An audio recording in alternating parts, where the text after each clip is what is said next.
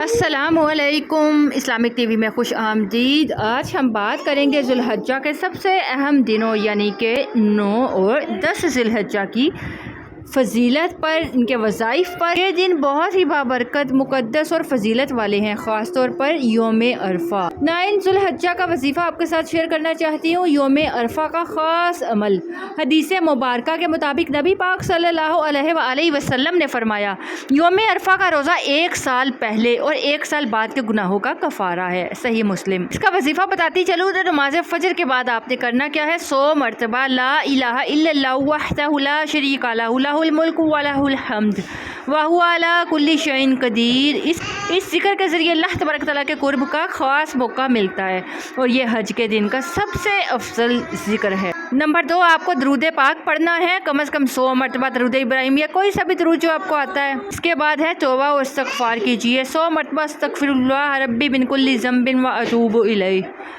दुआ का ख़ास वक्त आपके साथ शेयर करते चलें। असर से मगरिब के दरमियान अरफात में वकूफ़ का वक्त है। उसी वक्त अल्लाह तबारक तआला सबसे ज़्यादा दुआएं कबूल फरमाते हैं। जो हज पर ना हो वो भी उस वक्त ज़्यादा से ज़्यादा दुआएं करें और ख़ास तौर पर अपनी हाजात के लिए।